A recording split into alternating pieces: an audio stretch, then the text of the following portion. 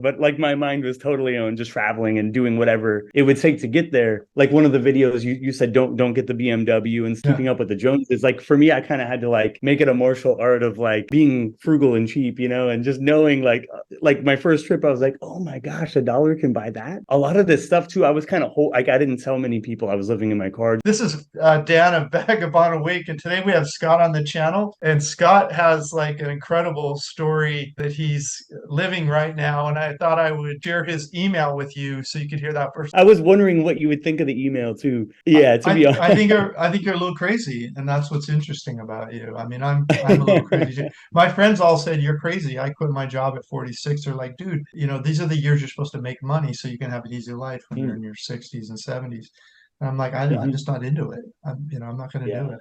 I was getting burnt out too. Yeah. Yeah. Is that all right, Scott, if I read the email you sent me? Yeah, go for it. I can't remember. I just kind of yeah, for sure. Go ahead. I have some notes too because it's kind of complicated, but No problem. So Scott sent me an email and I was like, I don't know if I want to interview him or not. I kept having this feeling his story's so crazy I probably should interview him. So he sent me this email. Hey, how's it going, Dan? I've been watching your channel since 2020 and first want to thank you for information that you provide me and anyone else who watches your content. I was unhappy with my warehouse job in California and felt stuck at my studio, expensive small apartment, and decided to live in my car to save money and travel to Southeast Asia as I was gaining knowledge from your channel. I ended up hopping on a Filipino Cupid website and met my girlfriend in 2021 and did video calls every day to get to know her more. I ended up using all of my time off and flew out to the island with her a year and a half later in the Philippines in February to March of 2023. It was an amazing trip, and I was so incredibly sad when I came back to the US for work. I made up my mind right away that I would work all overtime I could and return on a one-way ticket to Cebu in November of 2023. This is where things got interesting. My beat up 2005 Honda Pilot had a water pump go out about 4 months after I returned to the US, and the repair would have been $1,500. I ended up selling my car for $800 and rebooked my one-way ticket for August instead of November and resigned from work. Put in my 2 weeks notice, used my time to called in sick because I couldn't make it to work. I'm currently out here to travel and explore with my girlfriend that grew up in the province of San Remigio, Cebu, and currently live in Lapu-Lapu. I'm going to try and live frugally out here and have been studying her strategies and other YouTubers. I'm living on a mix of savings and some stocks that pay dividends, but will be pursuing some sort of online income, hopefully YouTube. I love the idea of creating content, even though it's a tall order to get monetized. I traveled out there with my bass guitar. I unscrewed the neck and packed it in a box and came with a portable recording setup, my MacBook Air, and a small recording interface, and got rid of most of everything I owned. I see you have been out in the Philippines and 𝗵𝗍𝗄. I'll be traveling with my girlfriend in September, but was wondering if you might still be in the Philippines and would be interested in the interview. I guess my story is I'm a 35-year-old guy who took a leap of faith after a few years of being unsatisfied with living in the US and decided to live in my car, work a bunch of overtime, trade some stocks to get here. I have some aspirations to build my YouTube channel and also play music and explore with my girlfriend in the Philippines and some other countries in Southeast Asia. I already feel so much happier, healthier, and more inspired since I returned here on August 3rd. Let me know if you're interested in meeting up sometime. I could travel where you'll be staying if it's in the vicinity, or my girlfriend and I will be hope to hear from you. Take care, Dan. Safe travels. Wow. So you left your apartment and you're living in your car to try to save money. Is that right? Yeah, correct. For 11, I did it in segments though. So I did it for 11 months, and I almost quit in the beginning. Like the first 3 weeks, it was it was a challenge for sure. But like I pushed through and started to get a little momentum. I guess like part of the So I was I guess during that month, I was like, I'm very unhappy. So I was just hopping online. I'd been studying like minimalism things, trying to get some inspiration for just, I guess, travel too. And it kind of like the whole geo arbitrage thing that you hit on in your channel, like it totally resonated with me. And so I did it for 11 months. And then I actually moved in with some friends. The rent was like $350 in Sacramento. So I was commuting because it was to Roseville. So, but I was like, man, I can't beat that. And it was kind of nice because I was starting to get wore out a little bit from doing the 𝗏𝐻𝐿 life. So living in the Honda. So yeah, that was the first part. And then I met Celine. So what kind of drew me to her? Like, I mean, I don't know, I guess. So there's another guy. I don't know if you know Gio in the Philippines. He's another YouTuber. I know Gio. I've interviewed him before. Yeah. Oh, okay. I didn't catch that one. You have so much material, man. It's super cool. You're doing it, man. Like it's really cool. Yeah. So one of his videos, he was just like, yeah, hop on Filipino Cupid. You could meet a super caring person, and like I've heard that like people in the Philippines are very friendly, and I've got some Filipino coworkers actually that have been super supportive, and like I was picking their brain at work and try as much as I could, like while trying to stay productive enough, but like my mind was totally on just traveling and doing whatever it would take to get there. To sum it up, I lived in my car for, I think, a total of 15 to 16 months in total, because I came back and then lived in it for about 4 months. And I was trying to scoot it out to November because I wanted to have Thanksgiving with my family before I left. And so they were cool. Like I could go on the weekends and do some laundry and stuff if I, didn't do the laundromat thing. So I kind of did that as well, where it was just straight urban camping, I guess is what you would call that. Sorry, I got my phone there. But yeah, so that was kind of interesting. So just, I guess, yeah, University of YouTube, and I just knew I wanted to travel. One way ticket was always on my bucket list. So yeah, I'm just super glad I found your channel too, man. And one thing that you had said too is the Philippines is a great place to like make your first home base. And so I thought that was cool. And you mentioned like just as far as like before traveling to Southeast Asia, other countries, just because they speak English and they're very friendly. So that was great advice, because it could be a little intimidating. Like I met my girlfriend right away. So I had that. So it was kind of a crutch for me. She helped me along. So it wasn't as intimidating. So if you would like to learn how I fired my boss and traveled the world for 16 years and how I pay for things, grab a free copy of my ebook. So you chatted with her online for like a year and a half. Is that right? A year and a half before you met her. Yeah. And because it was during the pandemic, and and I was just like, oh, I should save up more. And I was kind of like half balancing the strategy and everything. And I was trying to do stocks and everything. And it's been, like a buzzsaw, like up and down since like 2020. So quite a story. I have to admit though, I'm a little worried about, do you think you'll be okay money wise for a while? What are your thoughts about that? Yeah, like, so, I mean, so there's another channel that I followed. I don't know if you know of him. It's called Dividends and Income. And he retired early in Thailand. And so he had said, like, I think you could do it on 10K.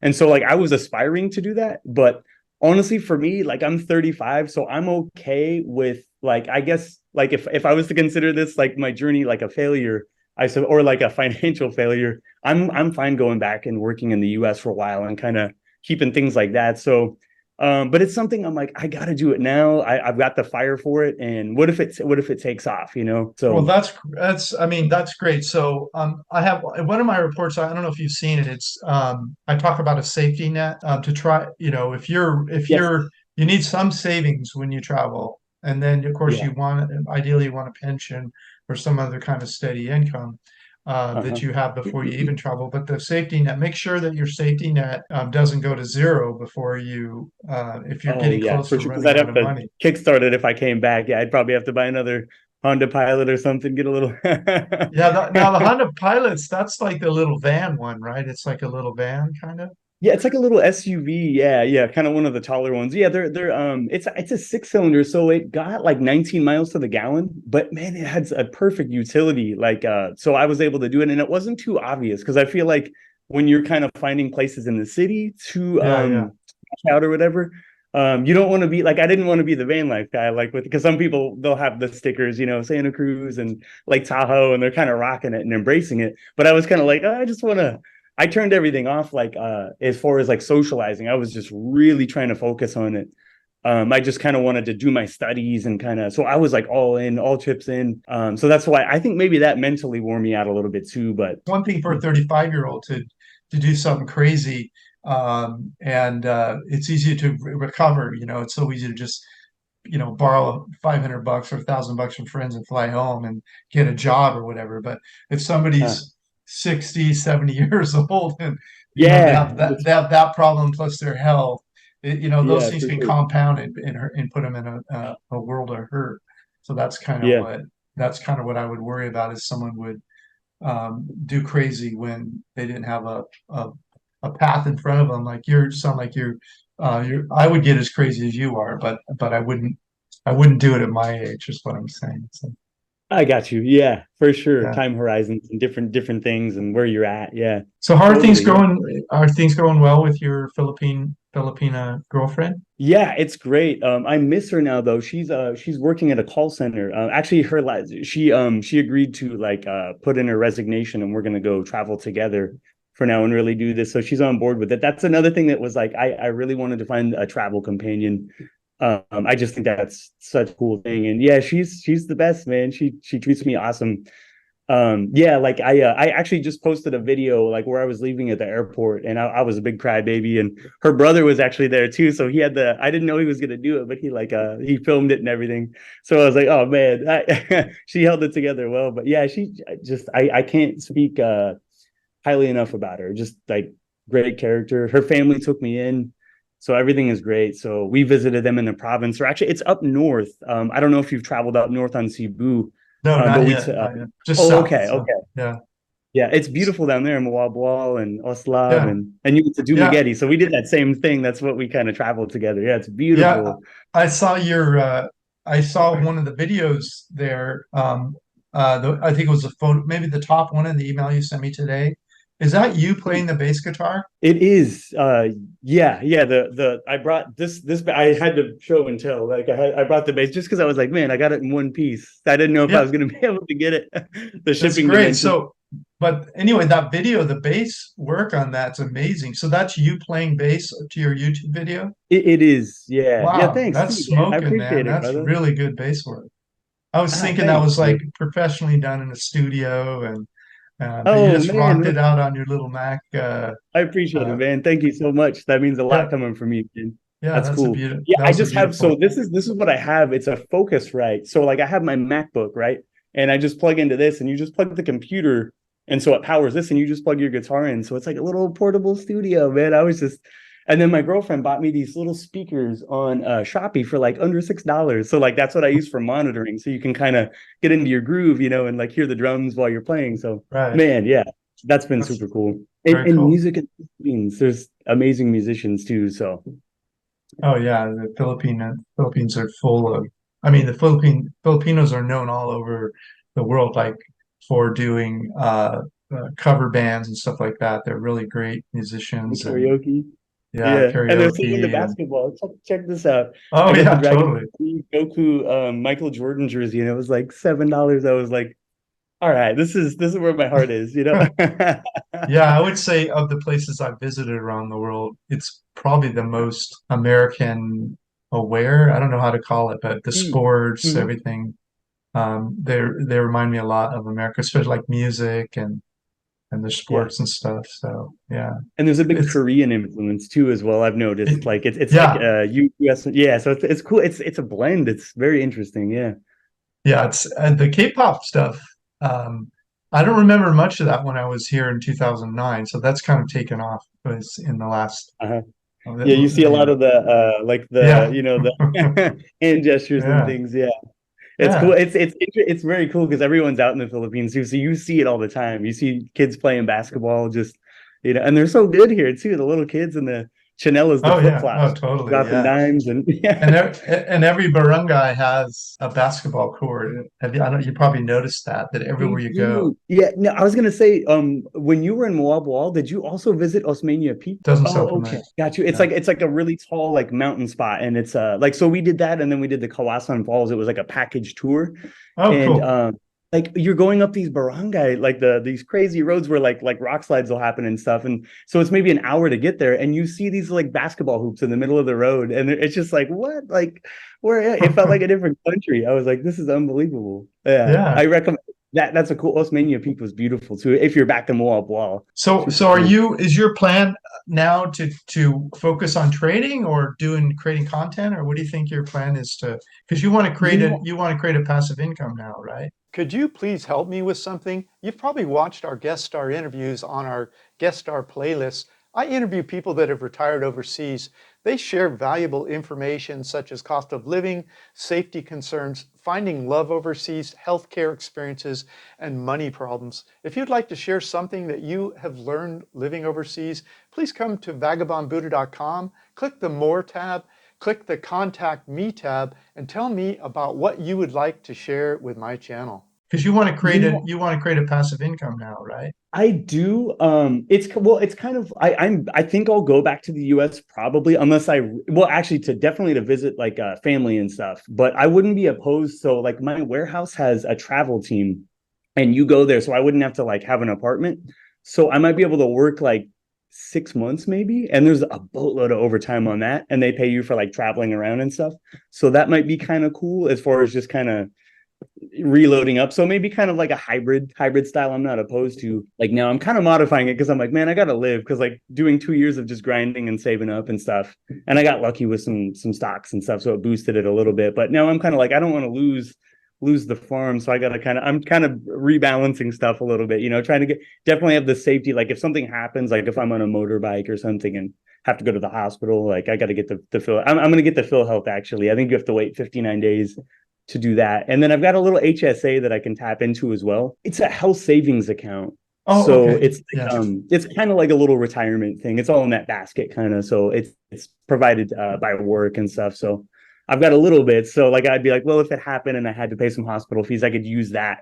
Because I'm trying to figure out, do I want the insurance premium? Because I was thinking about, what is it called? Pacific Cross, I think. It's a little bit more expensive. Yeah, pretty popular, but I'm not sure like if I need it.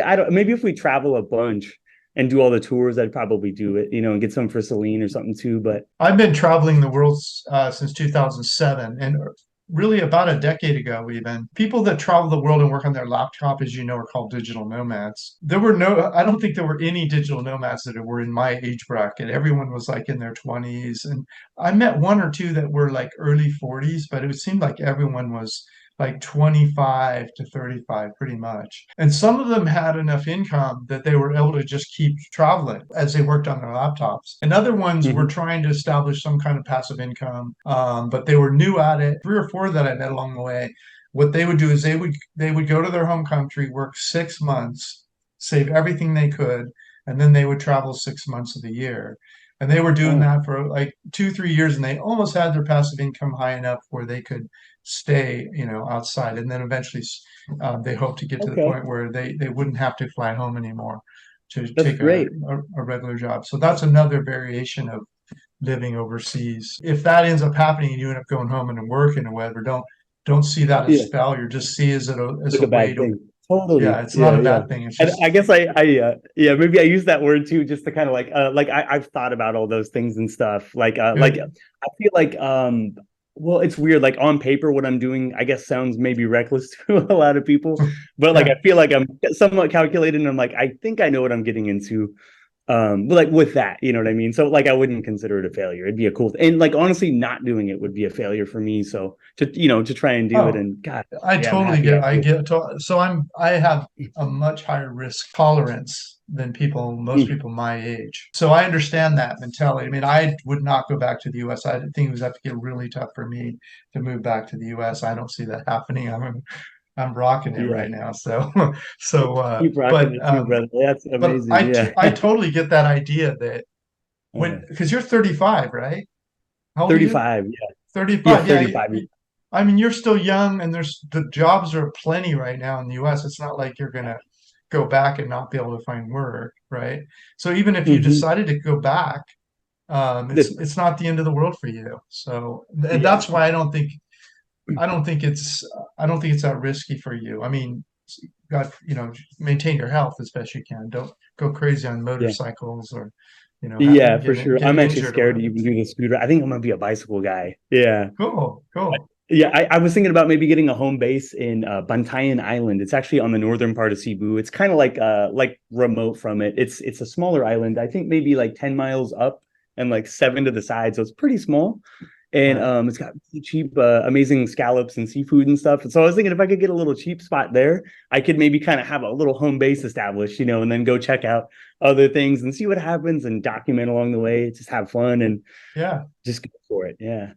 Yeah. So, Wait, just real quick, this is so crazy. I'm chatting with you right now. Sorry, I gotta. I'm like literally like when I would go to bed sleeping in my car, like I would put on like your podcast a lot, like and just like fall asleep to it. So I had tinted windows, so I would put the phone down to where no one could see because I didn't want light to give Yeah. my location away. But I'm Yeah. like, dude, it's an honor, man. It's super cool. Oh, yeah. Just so you know, so what you're talking about, if you go to a little island like that and if you can find a place really cheap to live, I don't know, if you check around, you'll find people that find places anywhere from like $50, $75 a month on small, all the way up to like 150, 200. Some people pay, 500 a month or whatever. But if you really get a bike and search around and find if you can get a really low cost of living like that, then you're going to be able to make your money last longer. The challenge will be that probably won't have internet. You have to get somewhere that has internet availability or use your phone. If you're not, you With can some often data. use your phone as a router, and For sure, you'll yeah. have maybe you'll We have to. did that, too. Yeah. We kind of had to. The internet was out there, yeah. I'm sure you Right. know about that too. Yeah, when we travel, we have to have multiple Yeah. backups in the Philippines. We usually have a router That's in our cool. apartment or whatever, and then we have our phones if Ah, we're traveling. And sometimes the power goes out and you use your phone, all kinds of different ways. But if you're trying to trade or whatever, your bandwidth you have to mm, see if your bandwidth is a challenge or whatever. But what I was going to say is if I were in your shoes, my niche would be to live on as little money as possible. And the reason is for a couple of reasons. One, you'll be able to stay longer away each time you leave the mhm, United States, and including this time. And two, there are other people out there like you that want to start their dream earlier. And if you could show them a really low cost of living, whether, mm, because you found a cheap rent, and you go to the market and buy rice and vegetables and stuff instead of going to like expensive supermarkets and whatnot, totally. and you can come up with real numbers that are low, your channel will take off quicker than if you try to half-ass it and live on 500 or 1,000 a month, or try to live on 1,000 a month or whatever. There's a lot of Uh-huh. old geezers like me that are putting 1,000 a month up, and they're getting views for that.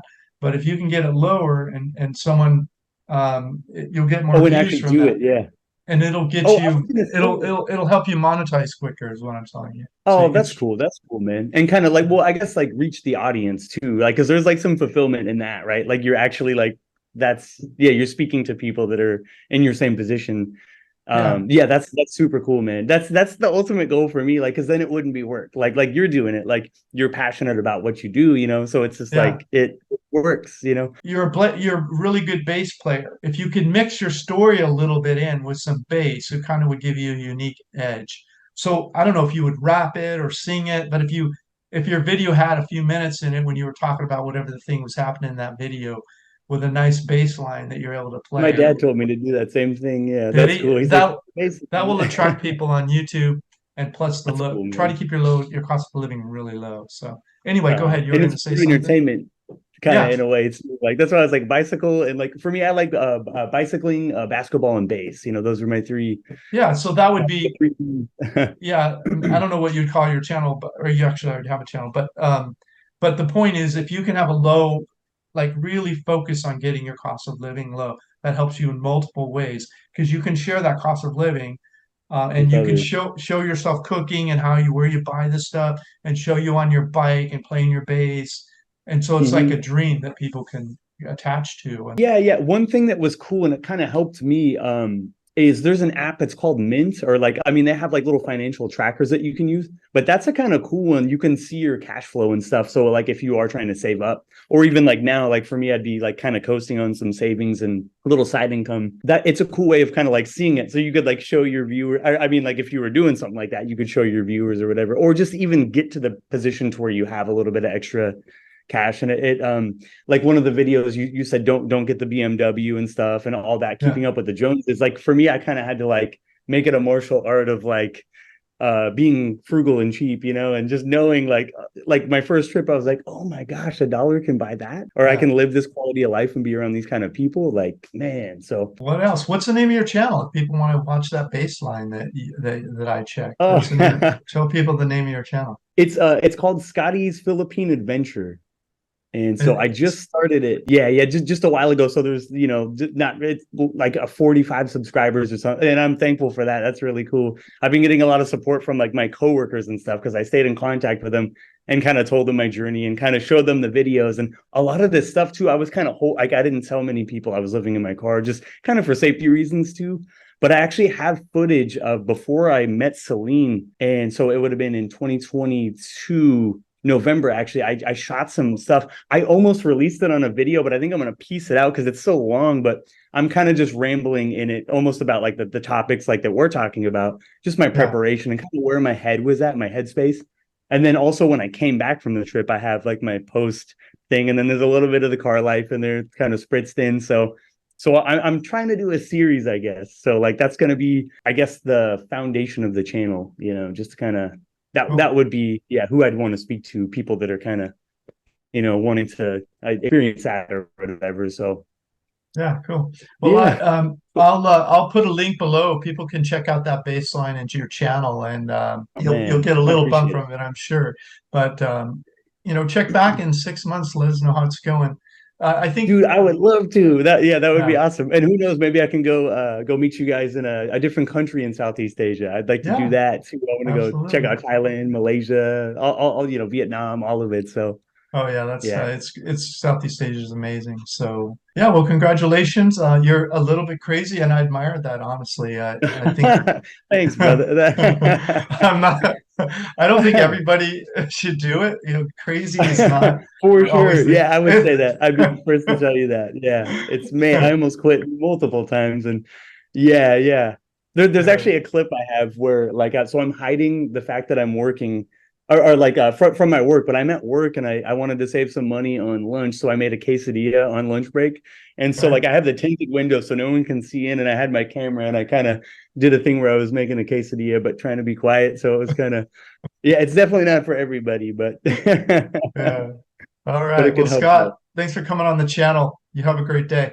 Take care. Hey, you too. Thank you so much, Dan. It's an honor, man. Take care, brother. Hey, thanks for watching our video. Please make sure to like, comment, and subscribe, and ring the bell so you'll know when we post a new video. And in the upper right-hand corner of the screen right now, you'll see a video I did about how to make sure you have enough money when you move overseas and to have a safety parachute to pull. Go ahead and watch that now.